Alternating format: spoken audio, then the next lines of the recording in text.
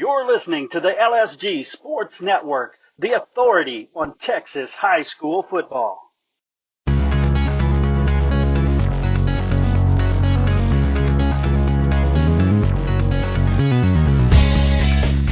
Welcome to the Texas High School Football Coaches Show on Lone Star Gridiron.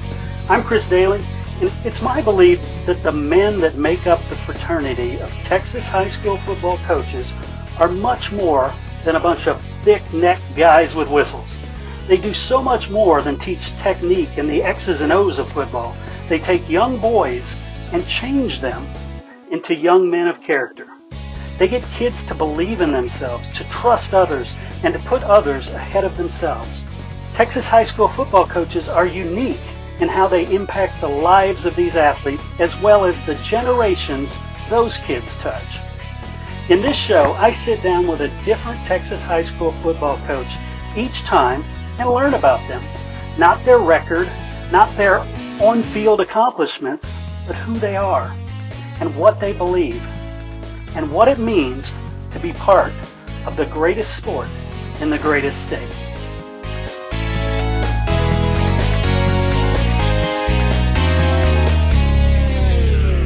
This is Season 7, Episode 9. My guest today is a Central Texas native who, while playing high school football, because of a coaching change, had a life change. I will introduce you to Coach Jeff Hulme right after this. Hey, coaches, I want to tell you about a product I discovered that is going to be a game changer. Yeah, the Exploder Bar.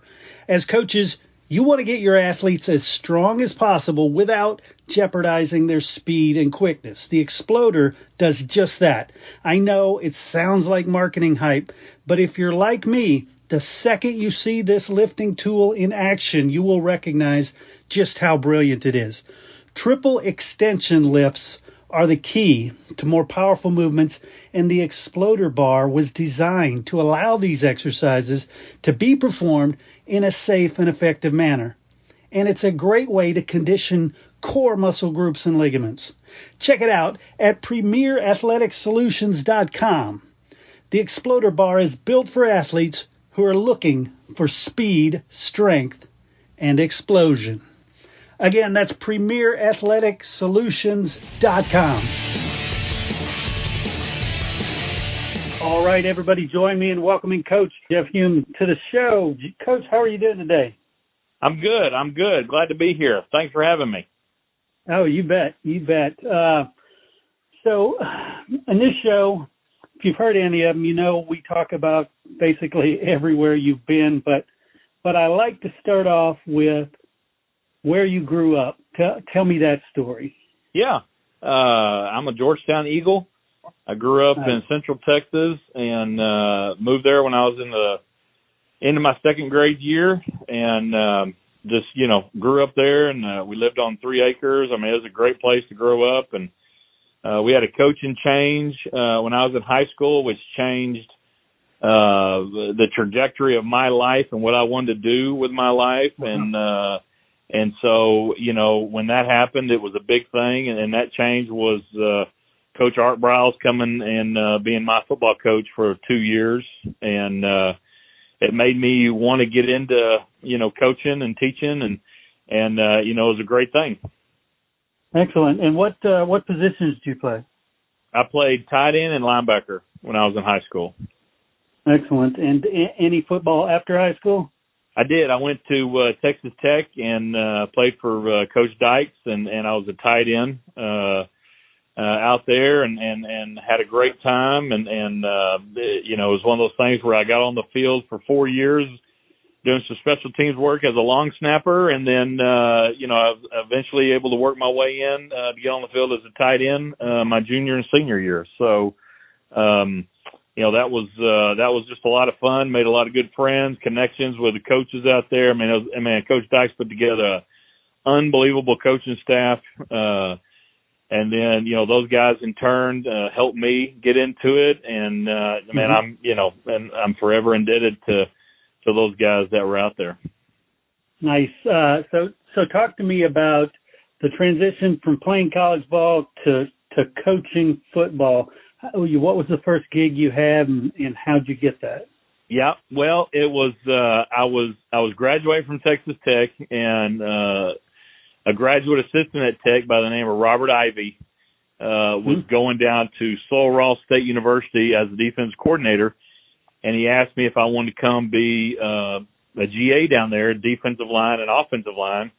And I didn't really know what I was going to be doing after college. I didn't have anything lined up, and so when he asked me to do that, I jumped at it and thought, man, this would be a great opportunity to start coaching, get my master's degree. And I'd never been to Alpine, Texas, and so like I said, I just jumped at the opportunity and had a great time with it. Went down there and stayed for a year and got my master's and got certified, and then I was about to get married, and I thought, well, I think I probably need to make more than $400 a month. And that was my GA pay at Sul Ross State University was $400 a month.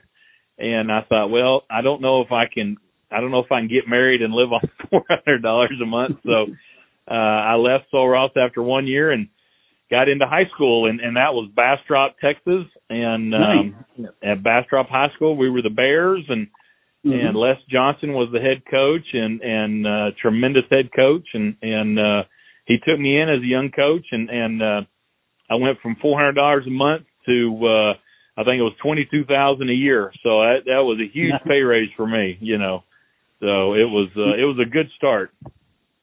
So what was the most eye-opening part of transitioning from GA to being a football coach at a school?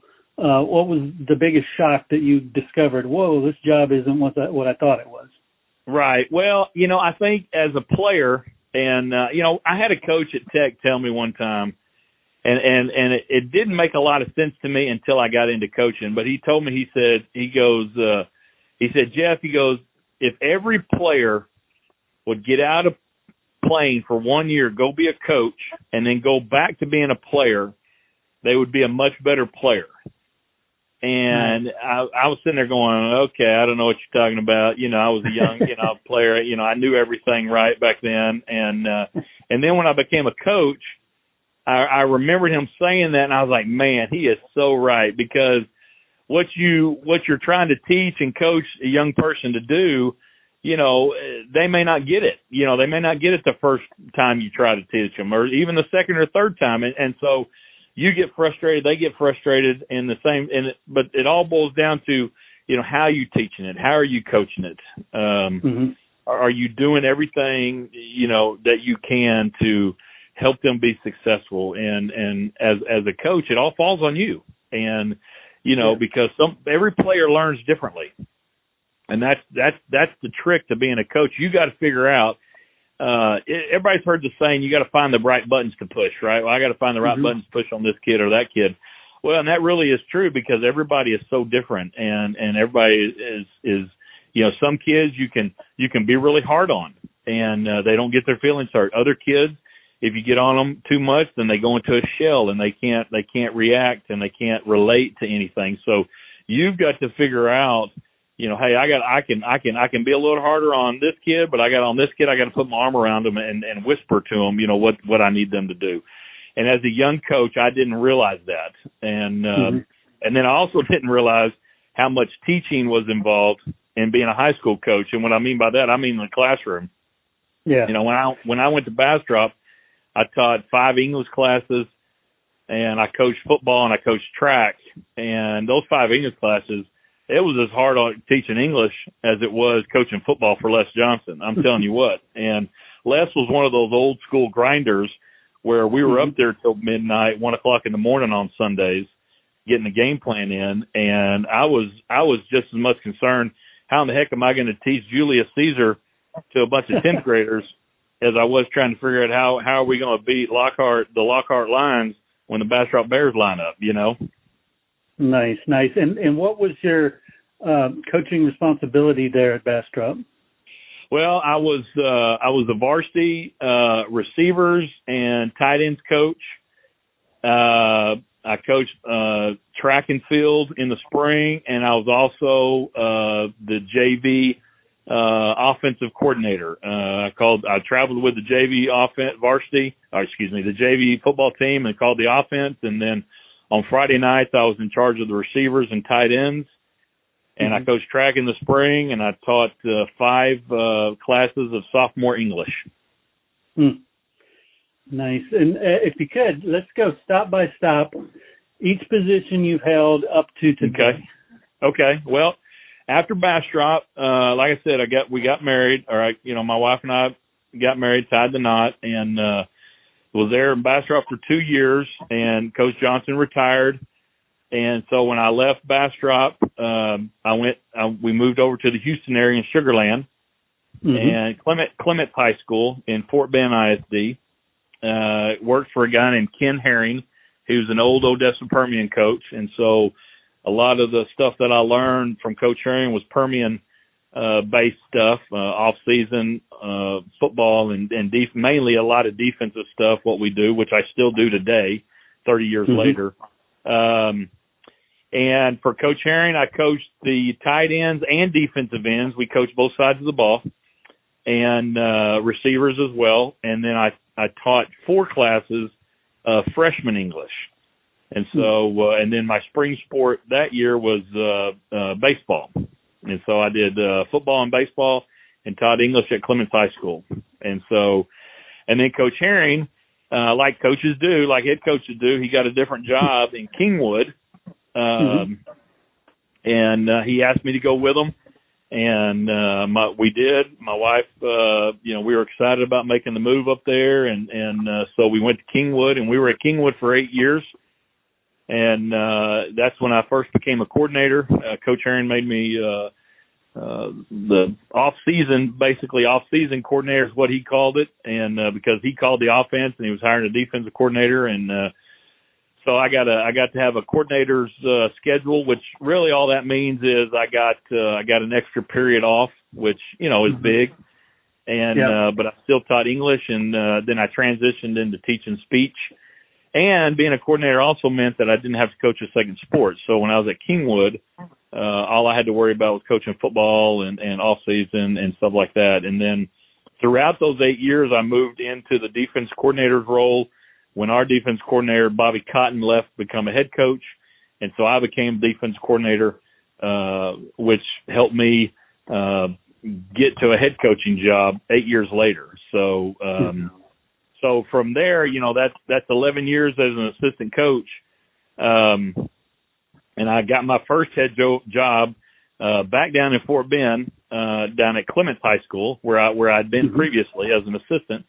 The principal there remembered me as an assistant coach and a teacher, and so that worked out well. So I went back there as the head coach and was there for 4 years, and man, we had a great 4 years, and we hit it at the right time, and because Clements had not been very good the previous 3 years, and we got there at a great time where we had a great back-to-back freshman classes roll through there, and so those 4 years, the last 3 years that we were there, we went to the playoffs, and my last year there, we went to the quarterfinals and went 13-1, and just really had some great staffs and great memories at Clements. I think, I look back at Clements and I just really just thought, man, what if anybody could script how you start out being a head coach and just in the sense of, the school, the staff that we were able to assemble.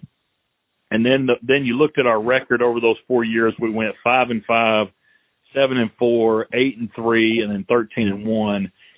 I mean, that's just a great way to get started. And that really was a neat 4 years. My daughter, she was young. She was 4 years old and getting she was getting indoctrinated and going to football games and just loving it. And I was young. I was 34 years old when I got the job, and all the coaches I hired were young. I mean, we didn't know anything. We didn't know any better. And that was the fun part of it, because we were all sort of learning as we went. two guys I hired to be my coordinators had never been coordinators before. I'd never been a head coach before. And so it was one of those things where like, hey, let's just figure this out as we're going. And, then on top of that, we had great kids. And, with the great kids we had great parents and great families and great support. And so it was just, like I said, it was just a lot of fun and really incredible. And then, you have that really, really good year that last year. And so some schools came knocking and I listened to a couple of them. And so I went from Clements High School up to Mansfield High School. And I stayed at Mansfield for 8 years as the head coach. And two of those coaches came with me, from Clements up here. And again, we just had a heck of a run and 7 out of 8 of those years we went to the playoffs. And so it was, again, just good timing and with good players and a good staff. And it's just a lot of fun. And what made it fun also for me was, at Clements, when I left, one of my coaches, took over to be the head coach. And so, that made me feel, good about, we're doing something right, because, they want to keep going what we were doing. And really and truly, that goes all the way back to Coach Herring, when I got hired at Clements, way back when, because everybody that has coached at Clements since Coach Herring, and that's, I think, 1995, they either were an assistant under Coach Herring or they played for Coach Herring. And the young man that's still the coach at Clements right now, his name is Bobby Darnell. He played for me and Coach Herring when I was an assistant coach there, and now he's the head coach. And so it's really been a nice thing to see, just the impact that Coach Herring made, not only on me, but, the program itself. So, and I know that's a little side story, and I didn't mean to get sidetracked there, but no, please. I just think that's a really neat thing. So since, there's one of those things where you look back and say, Coach Herring, he, had a huge impact on me and a lot of people. But, Mansfield was a special place. Like I said, I was there for 8 years. We had some great teams and again, we built it and we played some tough competition. We were in the district with DeSoto and Cedar Hill and Duncanville a lot of those years. And our kids had to grow up. They had to get tougher and physically and mentally tougher to play with those guys. And they did. And they did a great job. And then, again, it accumulated with, my last year there in 2015 going all the way to the semifinals. And we got beat by Lake Travis in the semifinals. And it was a pretty good game in the first half, and then they sort of pulled away in the second half. But, to get to the semifinals with a team like, with Mansfield was really special to me and my coaches. And my daughter grew up, she went to Mansfield from the first grade on through her freshman year. And then, and then I left Mansfield to go down to Waco Midway. I thought I had a really good chance to go down there and chase the state championship. And so when we left Mansfield, we went down to Midway for 5 years. And again, it was just one of those things where, 4 out of 5 years, we went to the playoffs and had great teams. And, we got really, really close. We made it to the state championship game. And, we got beat by Cy Fair, but, we go 15-1. And, and I know the scoreboard says Cy Fair won, and I give my hats off to them because they're really good, and Coach did a great job with them. But, I don't think the better team won that day, and I'll go to my grave thing of that. We made a lot of mistakes in the first half with some fumbles and everything, but I get it. The other team caused that, and, so I understand how the game works, but, I still think we were the better team, even though, we didn't win it. But I think that's what you're supposed to think, Well, hey, and I have to agree because, we've been doing predictions on all these playoff games for 20 years. I got that one wrong. Yeah. Well, and I wish you hadn't. I thought we had the best player in the state of Texas that year with Tanner Mordecai, and we just went out there and stubbed our toe the first half, and we did come back second half and make it a little bit of a game, and our kids didn't quit. I will say that. That part was fun, and I walked off that field with my head hung high because I'm thinking, hey, to get here is remarkable, and to play as bad as we did the first half and then come out the second half and play as good as we did, I think that said something about our team. So, but,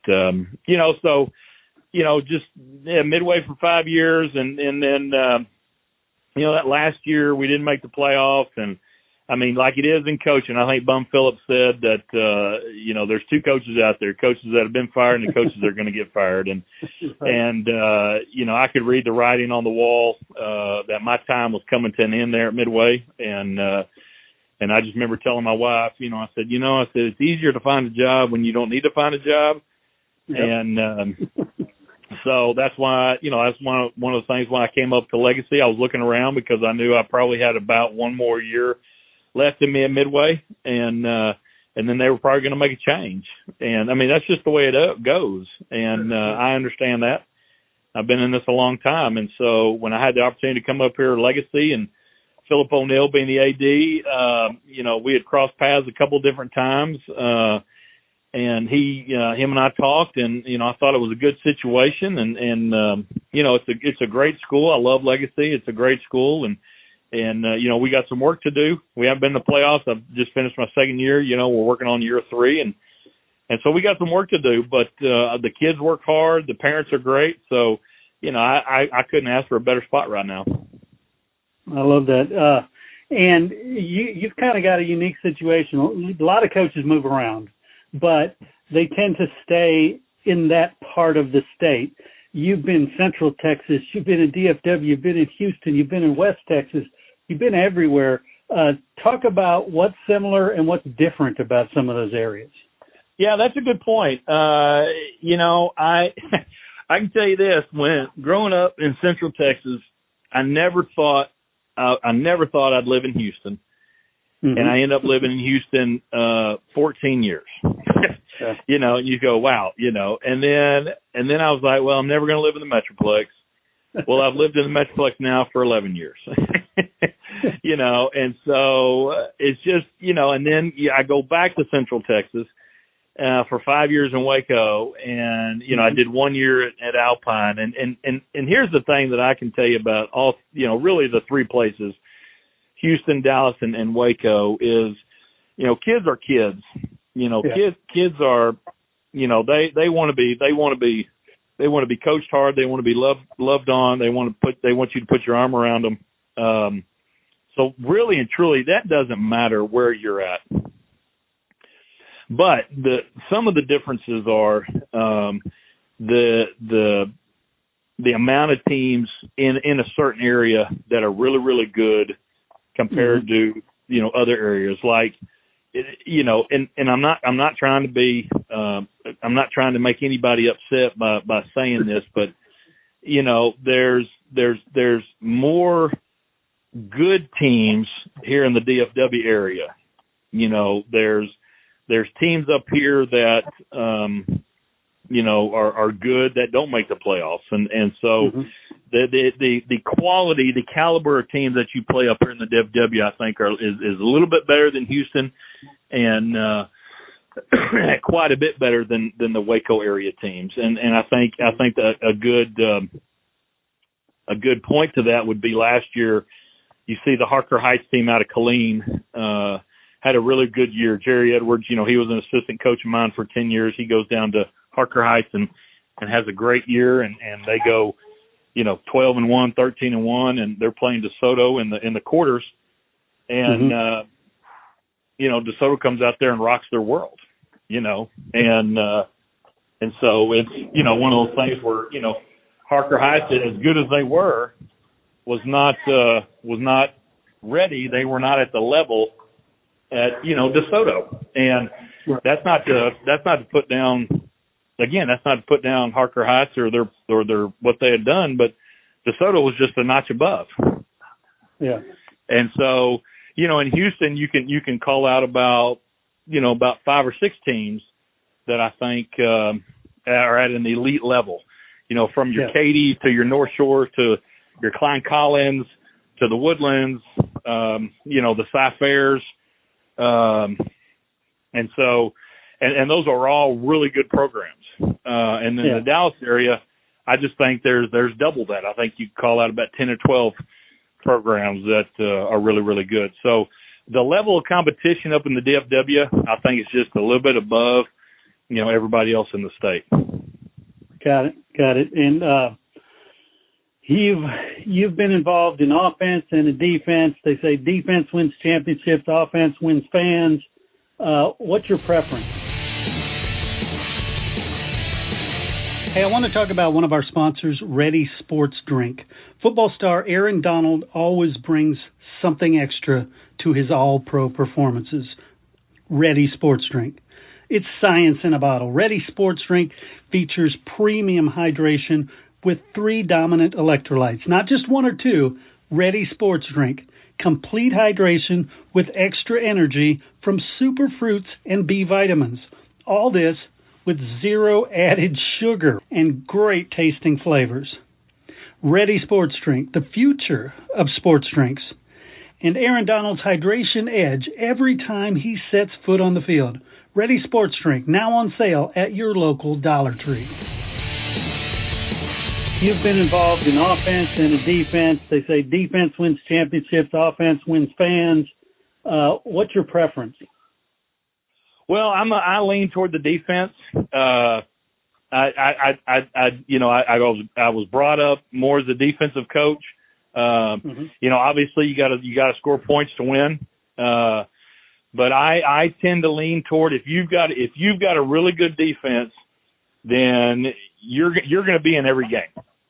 Right. And if you're going to be in every game. I don't care how good offense is. If you've got a really good defense, you've got a chance to be in every game. And, you look at all the great teams out there, pros or college.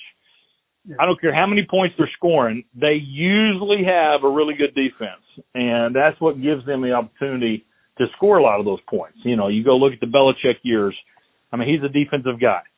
You go look at Nick Saban. He's a defensive guy. You go look at Kirby Smart at Georgia. He's a defensive guy. Now, they're still putting up lots of points, but they lean toward the defensive side of the ball, and they're going to put, a lot of their best players on the defensive side of the ball. And that's sort of how I lean, just because I believe in that, I believe in that assumption that, defenses are going to win you more games than offenses will.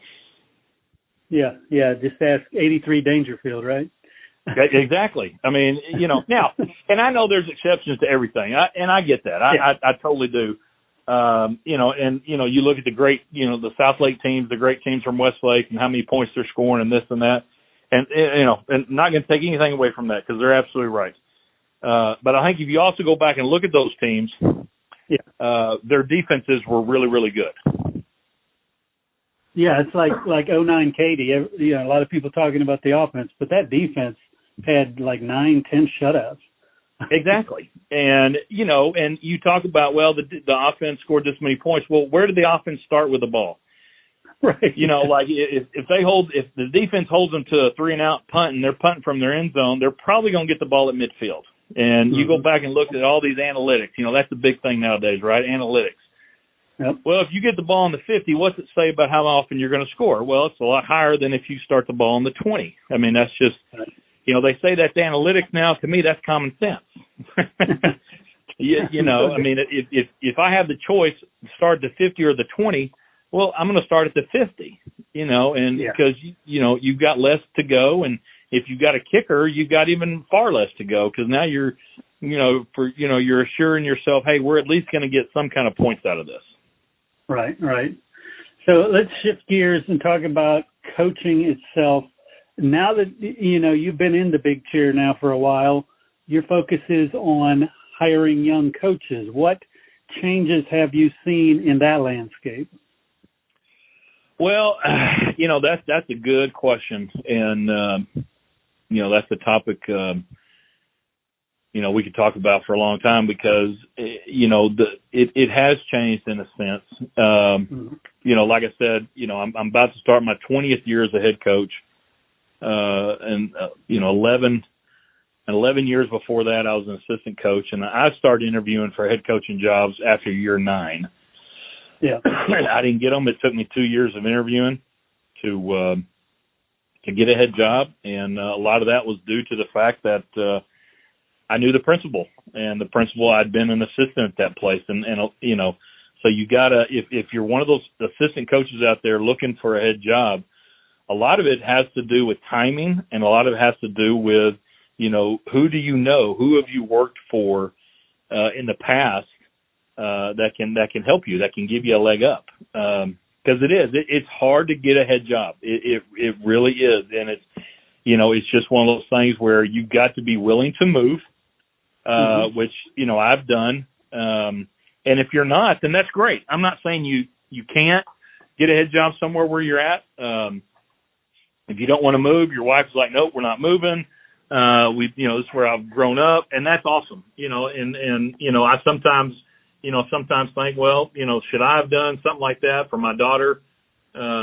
But, you know, I talked to her, you know, we just got back from seeing her this weekend, and, you know, we were talking about moving around and stuff. And she told me, she said, Dad, I always loved it. I loved being the new kid and going to a different school and seeing it and everything. So, you know, I think she turned out pretty good.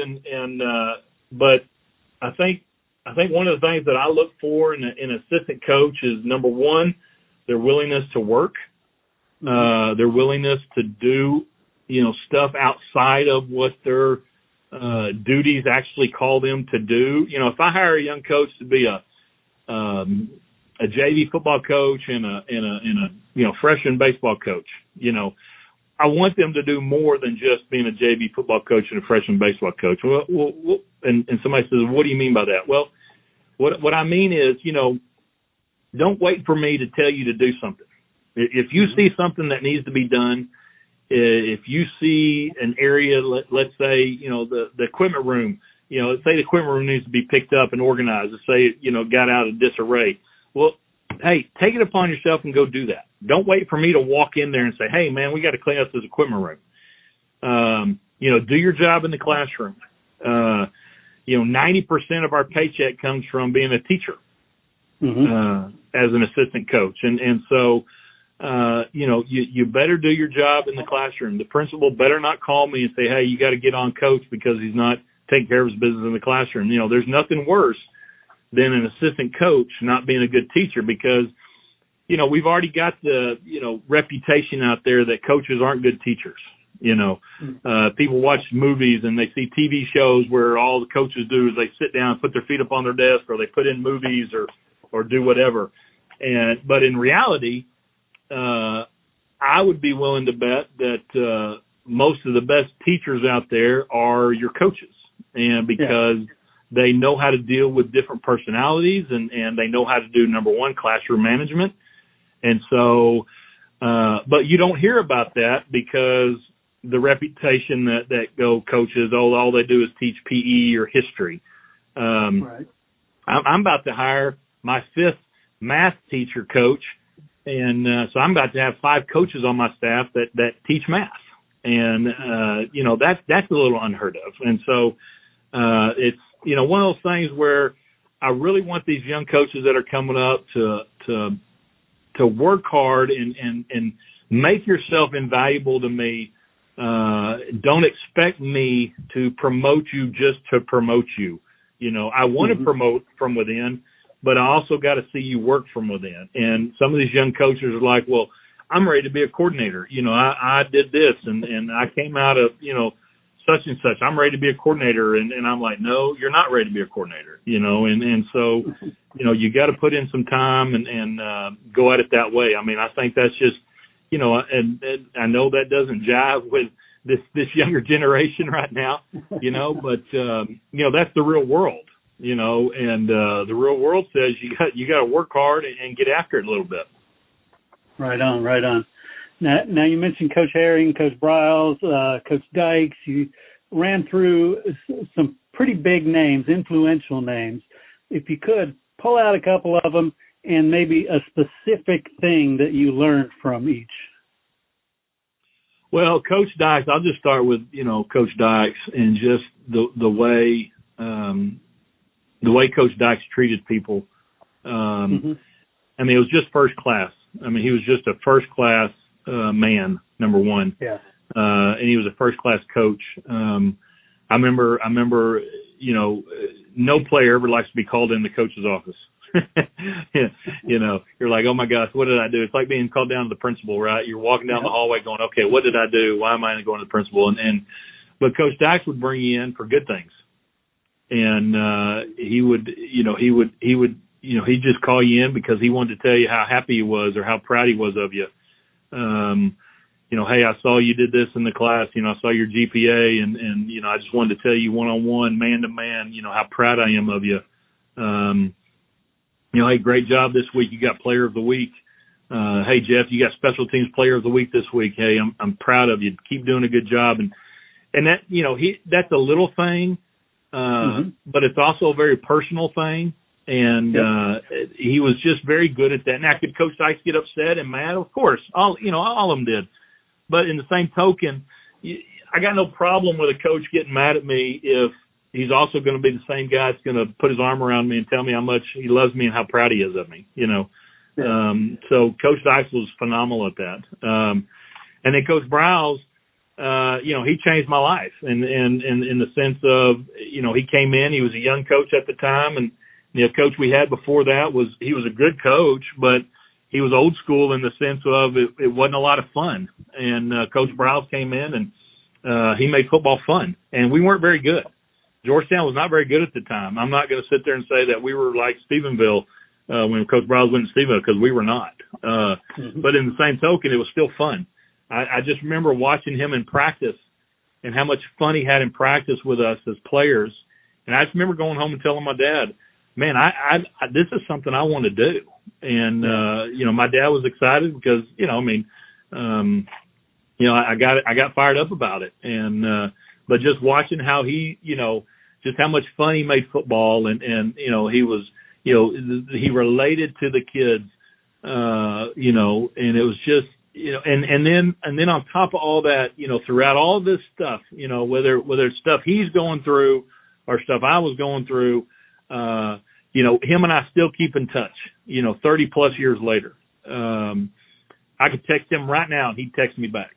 And so, you know, he's been a great mentor of mine, you know, a great friend. I'd even, you know, but just on top of that, I mean, he was just always there.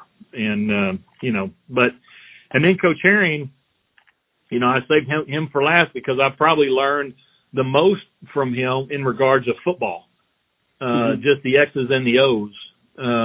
When it came to off season, when it came to defense, coaching offense, offensive line, you know, defensive line play, linebacker, secondary. You know, Coach Herring was an old secondary coach at Permian when he was a defense coordinator, and so just the amount of stuff that I learned from him, that he took the time to teach me, not only as a young coach, but then as I started getting a little bit older and a little bit more seasoned, you know, he'd let me in on a few other things. And this is how you handle, you know, this is how you do parent meetings. This is how you handle parents that are upset. This is how, you know, and just all the stuff that you learn as a head coach and as a campus coordinator. You know, I learned all that from him. And, I mean, it's just, you know, how, you know, he took me and my wife in, you know, we were very similar, you know, him and his wife been married for a long time and they have one daughter. And, that's the way my wife and I are. We've been, you know, and we have one daughter. So I think him and I related well to each other, and he took me under his wing. I mean, he just, you know, I can't say enough good things about Coach Herring and you know, what he did for me and his wife, Cherie, did for my wife, Mindy, and just, you know, we get together with them at least once a year and, you know, go out to dinner or lunch or something. And so I always look forward to that. Nice. And throughout this conversation, you've mentioned the kids, but, you know, we all know that's what it's all about. It's about these kids. You've been coaching long enough to have seen kids become adults, become fathers. Talk about some of those relationships that have developed with you.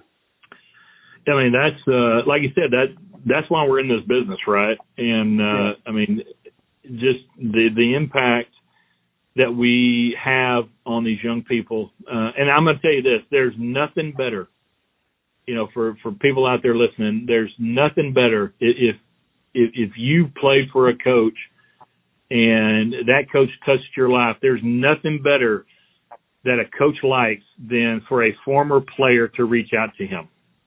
And it may not even be anybody that was a starter or big-time player, all-district player, whatever.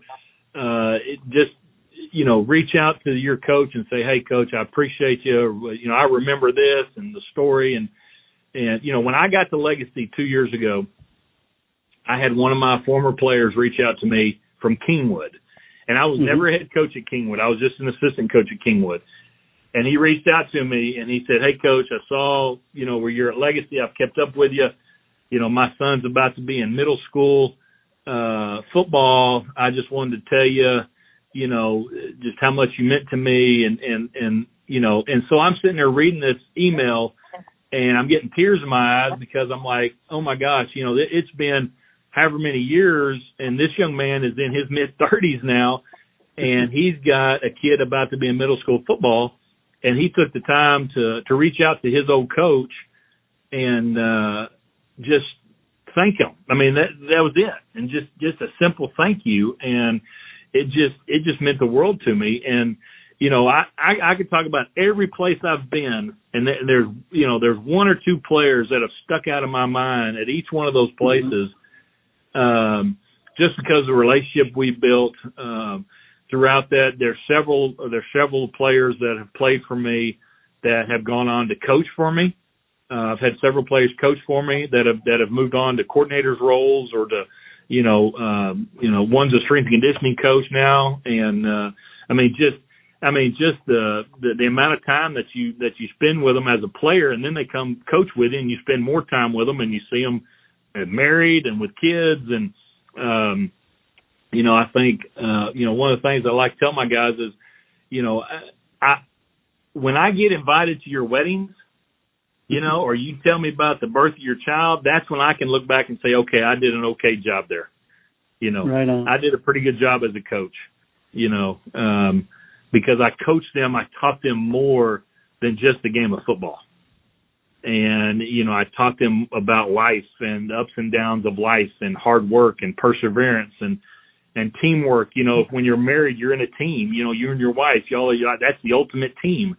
And so, what kind of team player are you going to be with your wife? And you got to persevere through the good times and the bad times, whether it's with your marriage or with your kids or whatever. But, if my players are learning that, then yeah, everybody wants to win. Everybody wants to have a good one-loss record. But the bottom line is, what kind of man does that young person turn out to be? Right on. Coach Jeff Hulme, guys, I want to thank you so much for sharing some of your story and your thoughts, man. Hey, I appreciate it. This was a lot of fun. I really enjoyed visiting with you and talking about some of this stuff and my players out there that I've coached over the years from Bastrop to Sugar Land, Clements, to Kingwood, to Mansfield, to Midway, to here at Legacy, man. I love them all, and I hope they know that. But yeah, it's been a lot of fun. I appreciate you having me on. Did you play Texas high school football? If you did, you're part of an elite group, the Brotherhood of Texas high school football. All football players, past and present, who have ever suited up in the Lone Star State are eligible. Go to LoneStarGridiron.com/brotherhood. And thank you for the part you played in the greatest sport in the greatest state. Until next time, I'm Chris Daly, and we'll see you at the game. Hey, if you're involved in your team's fundraising, get this. I was recently introduced to Success Fund, and I was blown away by what it can do. If you're not already using Success Fund to manage your fundraising, you'll really want to check this out. SuccessFund.com. That's Success, Fund. SuccessFund.com. It's not a specific fundraiser, no. Now, Success Fund is a platform with free tools that makes it easy to run whatever fundraiser you're already planning. Sponsorships, donations, camps, clinics, whatever it is, Success Fund makes it 10 times easier. Plus, schools use it to accept Venmo, which is otherwise not an option. Because so many thousands of fundraisers have been through their system, these guys know what works and what doesn't. And they just put out a free high school football fundraising guide. Yeah, you can go and download the guide for free at successfund.com/football. It takes 2 seconds to grab it. Again, you want to be sure to check these guys out. But at the very least, go grab this free football fundraising guide at successfund.com/football.